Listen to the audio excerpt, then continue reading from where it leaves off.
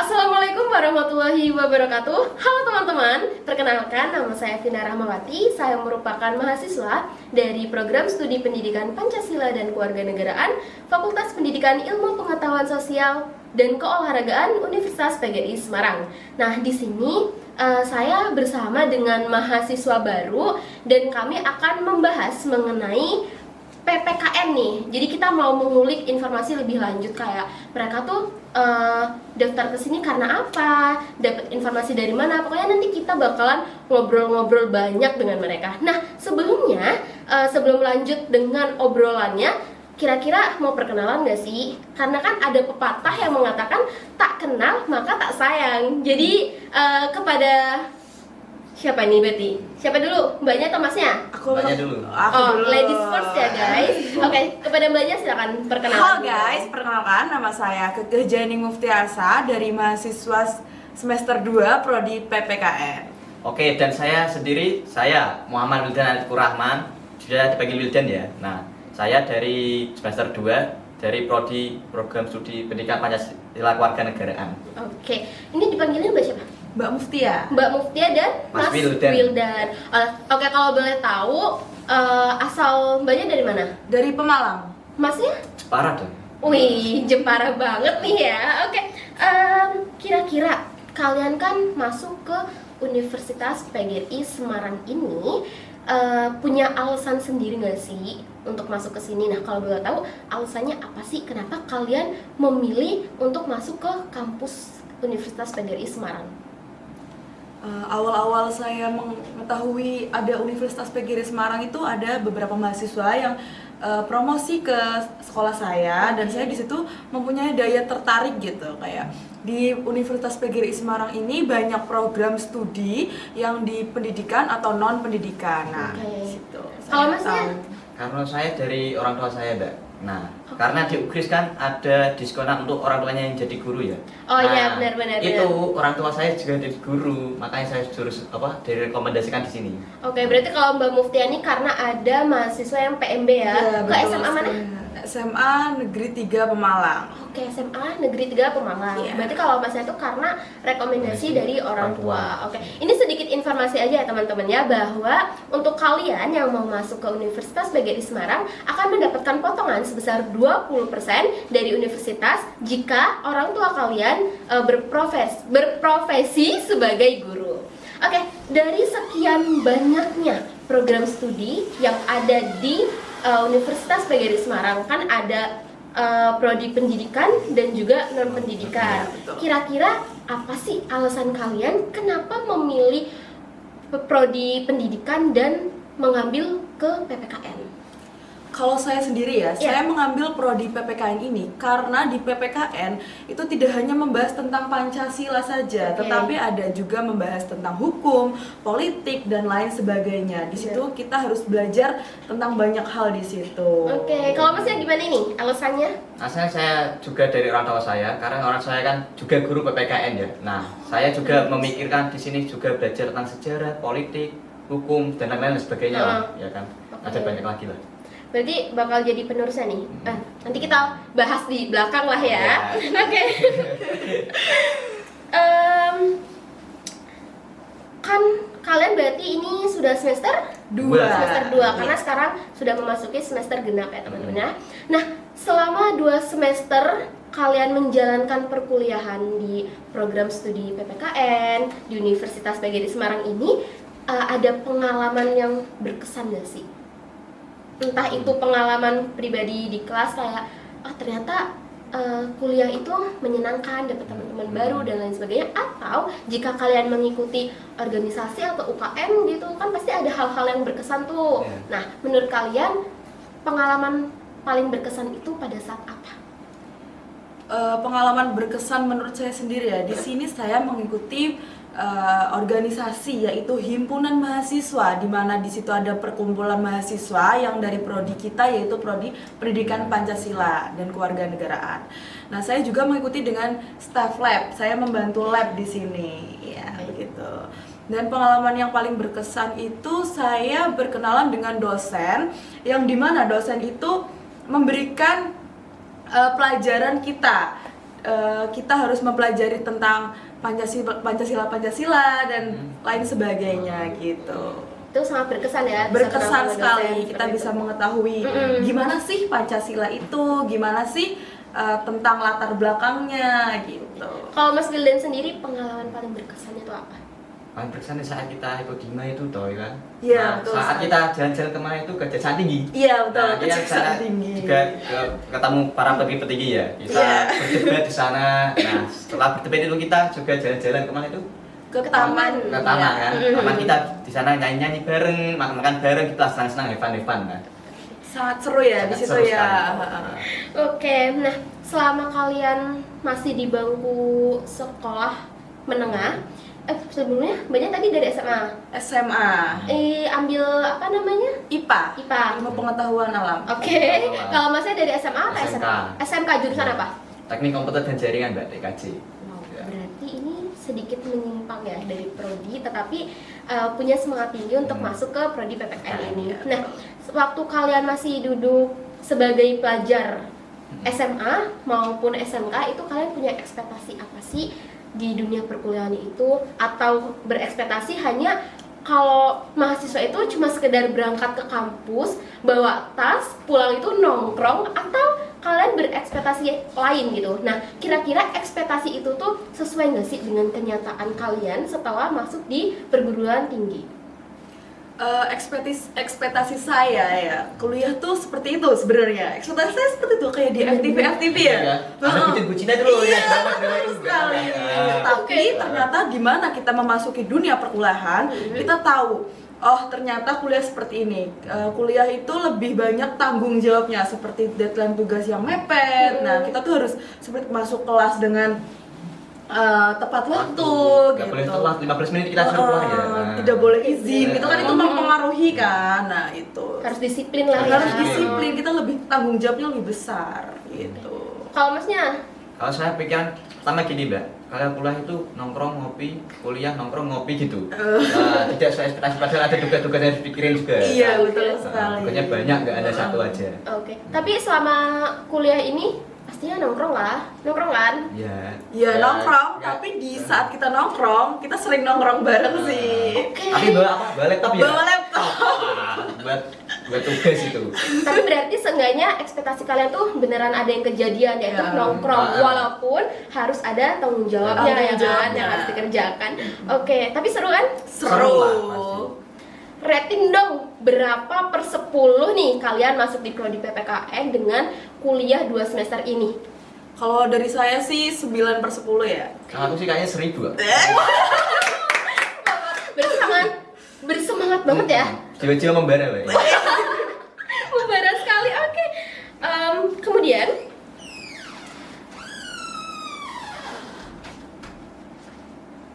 setelah kalian masuk ke dunia perkuliahan ini, Ya. PPKN ya lebih tepatnya, menurut kalian di prodi PPKN ini mempunyai kebebasan untuk berpendapat atau masih ada yang kena bungkam gitu?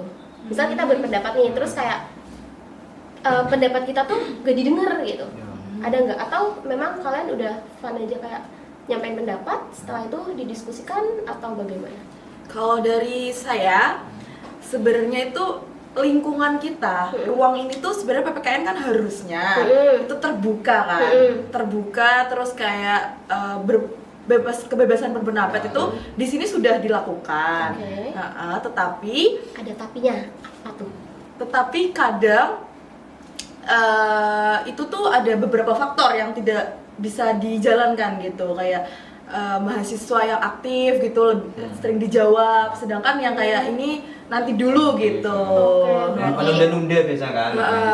Berarti ada ketidakadilan sedikit ya? Ya sedikit, Berarti lebih memprioritaskan anak-anak yang aktif gitu. tetapi juga kadang mahasiswanya gitu yang harus menciptakan ruang lingkungan yang kebebasan berpendapat gitu. Jadi kita harus menjadi mahasiswa yang aktif, di mana kita harus menonjolkan gitu pendapat kita gitu. Nah, kalian sendiri ini termasuk mahasiswa aktif atau pasif nih di kelas? Aktif. Aktif ya. Aktif. Lumayan aktif. Bagus. Berarti IP-nya tinggi dong. Nah, Saya tak nggak boleh tanya tuh ya. Oke. Nah, kita sudah sesi perkenalan nih, Iya. perkenalan, terus juga tadi udah sedikit bercerita pengalaman maupun ekspektasi-ekspektasi apa yang ada di dunia perkuliahan. Sebenarnya guys, perkuliahan itu seru asalkan kalian jalaninya itu dengan enjoy. Jadi jangan dibawa sebagai beban aja gitu. Soalnya kadang tugas juga kita nggak individu kan? Iya, betul. Kelompok. Betul Tugas sekali. kebanyakan kelompok kalau di perkuliahan. Benar, jadi itu tuh sebenarnya bukan jadi masalah pribadi gitu. Jadi selama kalian enjoy, itu dunia perkuliahan itu nggak seserem itu. Tapi jangan harap ya ada kejadian bucin seperti di FTV ya. Itu tidak akan terjadi di dunia perkuliahan guys. Oke, selanjutnya kita akan membahas mengenai nilai-nilai Pancasila di dunia mahasiswa, terutama pada Gen Z. Karena kan kita kalangan Gen Z kan. Iya. Nah, kalian juga udah 2 semester di sini. Otomatis kalian sudah mempelajari nih nilai-nilai Pancasila itu seperti apa, dampak kepada Gen Z itu seperti apa gitu kan. Berarti kita membahas sedikit nggak masalah dong. Nggak Nggak masalah. masalah. Oke, kita tes kemampuan dari mahasiswa aktif di kelas ini ya. Oke, yang pertama, menurut kalian nilai-nilai Pancasila ini masih relevan di lingkup generasi muda seperti Gen Z kita ini? Masih sangat Masih relevan ya. sangat relevan malah. Karena kita tidak memandang gengsi untuk mengetahui Pancasila. Oke, lalu Di mana Pancasila itu kan sebagai pegangan kita, pedoman kita, di mana kan kita harus selalu tahu gitu, selalu menanamkan Pancasila pada diri kita sendiri gitu. ada tambahan mungkin? Contohnya misal ya, nah kita kan gotong royong. Benar. Royong kan tidak harus bentuk fisik sih mbak. Iya, Kita oke. bisa dari segi pemikiran, bisa bertukar pikir kepada teman, atau bisa membantu teman saat mengerjakan tugas gitulah. Saling bantu lah ya, Saling berarti bantu, menumbuhkan rasa kerjasama Rasa gitu kerjasama, kan. ya. Oke, berarti menurut kalian itu bahwa nilai-nilai Pancasila itu masih relevan, tidak memandang generasi, Masih, baik betul. generasi Z maupun generasi yang lainnya gitu ya. Betul sekali. Oke, lalu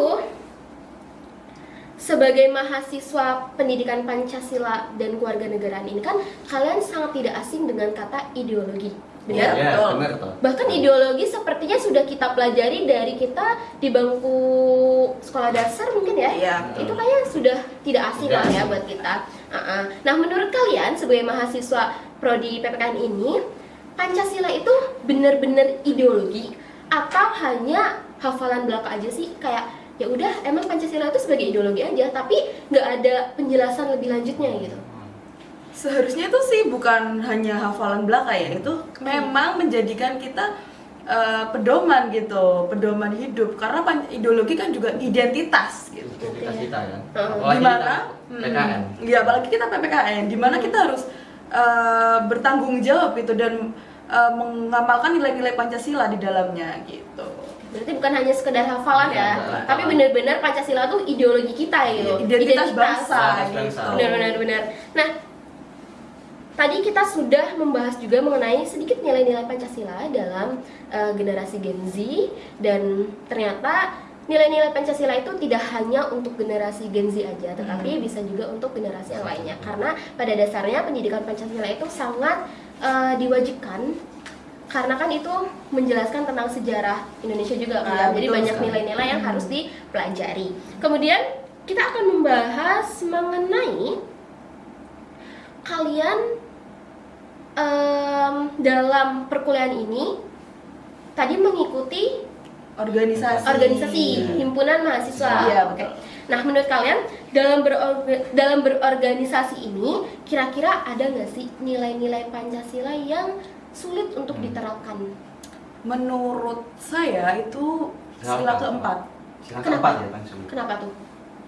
Karena di situ kan ada Kemusyawaratan ya, keadilan. kemusyawaratan keadilan. Di situ kita harus mencapai mufakat bersama. Dan di mana kita kalau berorganisasi itu ada beberapa orang yang berbedaan pendapat kan. Di mana kita harus menyatukan mereka dalam perbedaan yang perbedaan pendapat yang harus dipilih gitu, pendapat yang dipilih gitu. Itu praktiknya tuh kadang susah gitu untuk sekarang ini kayak berorganisasi tuh kayak aku ingin menang sendiri, pendapatku tuh benar, Paling pendapat tinggi kamu kan, iya paling tinggi. betul. Oh, berarti merasa bahwa pendapatnya tuh paling benar Iya. daripada pendapat yang lain. Gitu. Padahal kan masih banyak yang apa? Masih lebih banyak benar. yang lebih baik Ah. mungkin ya. Iya. Heeh. berarti kalau misalkan ada permasalahan harusnya ada solusi nih. Nah, kalian kepikiran nggak sih untuk memberikan solusi akan hal ini?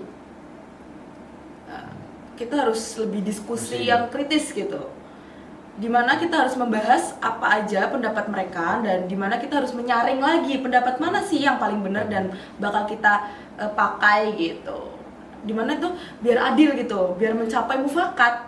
Oke, berarti benar-benar kita ngadain diskusi lah ya, nggak sekedar kayak kita memutuskan pilihan tapi secara sepihak. Betul enggak? Benar. Oke, kita sudah membahas mengenai nilai-nilai Pancasila. Kemudian, nah gini, tadi saya ingat nih jawaban dari Mas Wildan, katanya masuk ke PPKN itu karena membahas mengenai politik. Nah, ini aku mau tanya juga nih, ini akan berkaitan dengan politik karena tadi udah dipancing di awal, jadi harus dibahas dong di akhir ya. Nah, sebagai mahasiswa baru dan masuk ke dunia perkuliahan, apalagi di prodi PPKN itu kan kita memang mempelajari hukum dan juga politik ya. Nah, menurut kalian sebagai mahasiswa, apakah di era sekarang mahasiswa itu benar-benar peduli dengan isu-isu politik yang ada atau hanya sekedar FOMO? Gitu. Kan kalian tahu nih bahwa kejadian belum lama ini banyak mahasiswa turun ke jalan nih, ya kan, pada demo segala macam. Nah, menurut kalian mahasiswa yang ikut turun ke jalan itu mereka benar-benar mahasiswa yang peduli akan isu negara atau hanya ikut-ikutan biar kayak aku mau ikut turun ke jalan biar keren gitu? Kalau menurut saya ada penerapan mahasiswa tuh beda-beda, Mbak. Oke, gimana tuh? Ada yang ikut-ikutan seperti itu, ada juga yang memang dia udah mendalami ilmu politik gitu, dia udah tahu isu-isu terkininya. Tapi ada juga yang kayak aku ingin ikut biar namaku keren, biar namaku biar terlihat teman-temannya wow gitu kan. Wow, benar jual nama lah ya. Nah, itu tergantung dari penerapannya sih, Mbak. Kalau menurut Mas Wildan gimana? Kan juga ada dua toh, orang yang bertipe mencari tahu dan orang yang hanya FOMO-an. Oke, benar. Di situ ada orang yang FOMO-an itu hanya ikutan saja biasanya, hanya nggak tahu apa kayak ditanyain isu apa mas, nggak tahu. Yang penting ikut Yang gitu penting ya. Penting ikut nama. Terus ada satunya kan yang mencari apa isu informasi tersebut lah. Nah di sana kalau dia ditanya dia pasti bisa jawab. Benar. Nah kalian ini berarti termasuk mahasiswa yang peduli akan isu-isu politik di negara kita atau yang kayak ya udahlah itu urusan pemerintah, kita mah mahasiswa ikut aja dengan kebijakan gitu? Mahasiswa itu kan sebenarnya tidak bungkam dengan itu ya pendapat gitu. Oke, benar. Kita harus bersuara, tapi bersuara itu juga ada istilahnya, ada normanya gitu. Kita harus mematuhi peraturan yang ada, gak asal berpendapat gitu. Jadi kita bakal turun tangan, tetapi dengan syarat itu memang valid. Untuk masa depan kan. Memang ada gitu. Memang mahasiswa harus turun. Tetapi kalau tidak yang gimana ya kita bakal kayak oh ya sudahlah seperti itu gitu. Berarti sebelum kita ikut-ikutan nih kita harus cari tahu lebih dulu kan sebenarnya tuh kayak permasalahannya apa, kira-kira kenapa sampai banyak mahasiswa yang turun jalan seperti itu ya. Jadi seenggaknya kita tuh nggak kosong lah akan isu politik ini ya. Jangan kelihatan sangar tapi kita tidak tahu apa isinya gitu. Betul sekali, betul benar, bagus banget.